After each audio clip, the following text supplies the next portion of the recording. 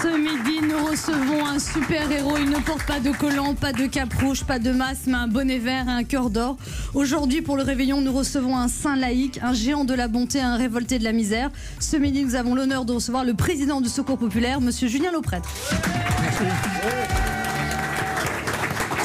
Bonjour Julien Lauprêtre.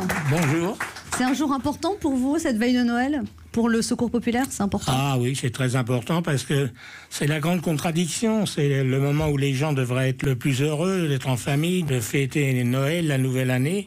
Et dans le même temps, c'est la période qui est la plus triste pour les gens qui n'ont pas les moyens, qui risquent de même pas avoir de jouets, qui n'ont pas un bon repas. C'est vraiment très très difficile. C'est pourquoi le Secours populaire se démène avec tous ses bénévoles pour essayer que Noël n'oublie personne. Qu'est-ce que vous faites le soir de Noël, Julien Lauprêtre, pour les gens du Secours populaire?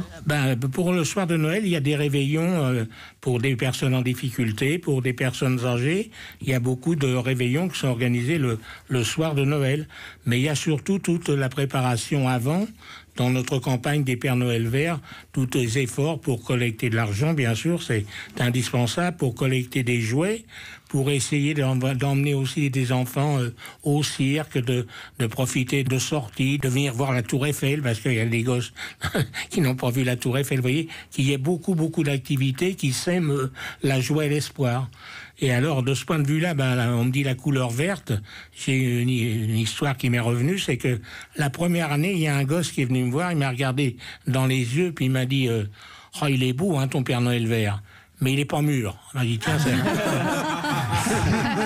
C'est trop mignon. Alors depuis bon, il a bien mûri, il travaille bien, et c'est pas un concurrent du Père Noël rouge, vous voyez, c'est parce que on s'est aperçu que malheureusement il y avait tellement de demandes que le Père Noël rouge il pouvait pas répondre, d'où cette idée du Père Noël vert qui sème l'espoir, qui apporte vraiment un peu de bonheur aux gens qui ont tellement de besoins, vous savez.